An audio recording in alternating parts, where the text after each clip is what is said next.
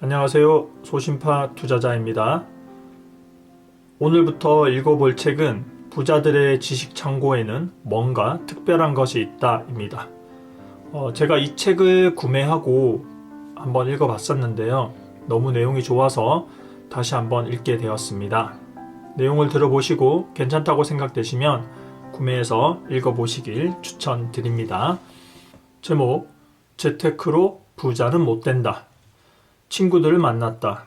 그중 재테크, 금융에 대해서 아무것도 모르는 친구 A가 있었다. 친구 B가 A에게 충고한다.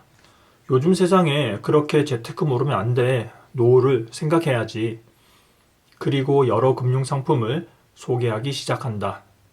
적금 상품 중에서 가장 금리가 좋은 건 땡땡 상품이야. 그리고 세금 우대가 가장 좋은 건 땡땡 상품이지. ISA는 연 2천만 원까지 가입할 수 있는데 보통 200만 원까지 비과세 혜택을 받아. 연금 보험 상품으로는 땡땡이 있는데 이건 이율이 땡땡이고 한 달에 50만 원씩 넣으면 은퇴 후에 땡땡 만 원씩 받을 수 있지.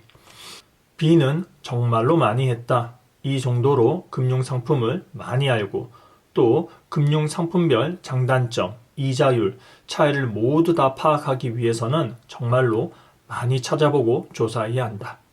직접 조사한 게 아니라 누가 조사, 정리한 걸 보았다 하더라도 그 내용을 다 이해하고 다른 사람에게 전달하기 위해서는 엄청난 공부가 필요하다. B가 재테크 금융에 대해 관심이 많고 공부를 많이 했다는 건 알겠다. 그런데 문제가 있다. B는 이런 풍부한 지식을 바탕으로 부자가 될 수 있을까?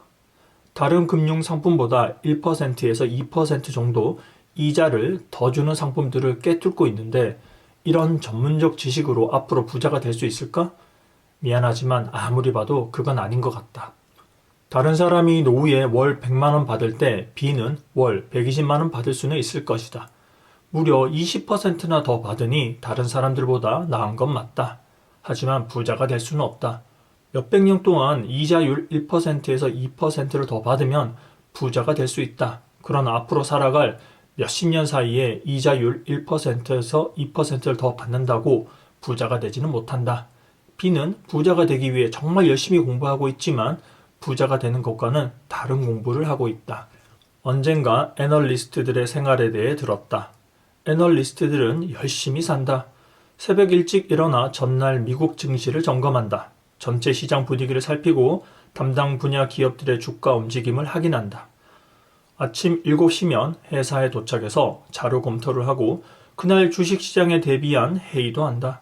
주식시장이 열리는 9시부터 장이 마감되는 오후 3시까지는 쉴 새 없이 주식의 움직임을 살펴본다. 기업의 컨퍼런스 콜마다 들어가서 기업 발표 내용을 듣고 실적 발표 보고서를 검토한다. 미국의 물가, 고용지표, 금리도 발표될 때마다 보아야 하고 한국의 물가, 고용, 금리 등에 관한 발표도 모두 실시간으로 확인하고 그 함의와 영향을 파악해야 한다. 애널리스트들의 정보량은 어마어마하다.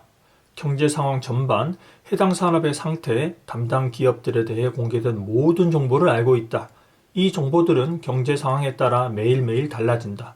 이 정보들을 실시간으로 모두 체크한다는 것 자체가 어마어마한 시간과 에너지를 투자해야 하는 일이다. 주식과 관련된 정보에서 애널리스트들을 능가할 사람은 없을 것이다. 애널리스트들은 정말로 열심히 주식 정보를 모으고 주식에 대해 잘 알고 있다. 이런 애널리스트들은 주식시장에서 큰 돈을 벌고 있을까? 현직 애널리스트들은 본인이 직접 주식에 투자할 수 없다. 규정이 그렇다. 하지만 현직을 그만둔 이후에는 주식 투자로 큰 돈을 벌어야 하지 않을까? 애널리스트들은 현직을 그만둔 후에도 주식 전문가로 활동하는 경우가 많다. 그런데 재미있게도 막상 주식 투자로 큰 돈을 버는 사람은 거의 못 보았다. 주식에 대한 노하우가 많이 있긴 한데 그게 부자가 되는 것으로 연결되지는 못한다. 그 이유는 간단하다.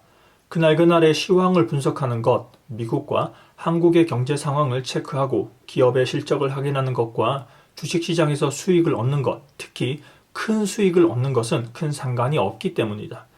주식시장을 알기 위한 공부와 주식에서 큰 수익을 얻기 위한 공부는 다른 것이기 때문이다. 아프리카 초원에서 사자들이 영양을 사냥한다고 하자.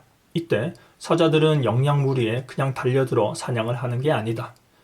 무리를 덮치기 전에 미리 어떤 영양을 공략할 것인가를 정하고 그 한 마리만 집중적으로 공격한다. 사자들은 사냥에 들어가기 전 멀리서 관찰하면서 그 영양에 대한 정보를 얻는다.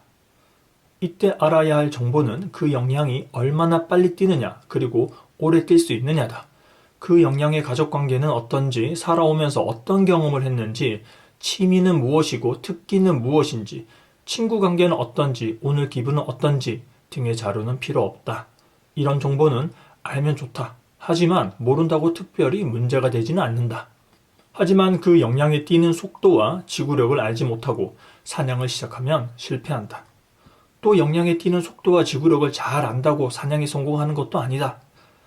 자기들 사자들이 어느 정도의 속도로 뛰는지, 그리고 자기들은 얼마나 오랫동안 뛸 수 있는지도 알아야 한다. 자기들이 어느 정도로 뛸 수 있는지 모르고 영양에 대해서만 잘 아는 건 소용이 없다. 많은 사람이 재테크에 관심을 가지고 투자한다. 재테크를 하는 사람 중에는 공부를 전혀 하지 않는 사람도 있고 공부를 엄청나게 하면서 재테크를 하는 사람도 있다. 공부를 전혀 하지 않고 재테크를 하는 사람은 영양에 대해 아무것도 모르면서 영양무리에 뛰어드는 사자와 같다. 영양을 잡기 위해 이리저리 땀 흘리며 뛰어다니긴 하겠지만 영양을 잡을 수는 없다. 영양을 잡기 위해서는 미리 공부가 필요하다. 재테크에 대해 공부를 해야 수익을 얻을 수 있는 것이다. 영양에 대해 공부한다고 영양의 가족관계, 친구관계, 그동안 어떻게 살아왔는지 등을 조사할 필요는 없다. 이렇게 열심히 조사하면 영양에 대해 굉장히 많이 알게 되고 자신의 넘쳐나는 지식에 대해 스스로 만족감도 느낄 것이다. 하지만 이런 지식은 영양을 사냥하는 것과는 아무 관계가 없다. 그 영양이 얼마나 빨리 오래 달릴 수 있느냐에 대한 정보가 있어야 사냥에 성공할 수 있다. 세상을 잘 알기 위한 정보와 부자가 되기 위한 정보는 다르다. 좋은 사람이 되기 위한 정보와 부자가 되기 위한 정보도 다르다. 지식이 중요하다고 하지만 부자들이 다른 사람들보다 더 많이 알고 있는 건 아니다.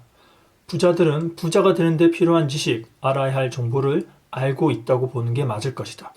부자가 되기 위한 필요한 지식이나 마음가짐, 그것을 이 책에서 이야기해 보고자 한다.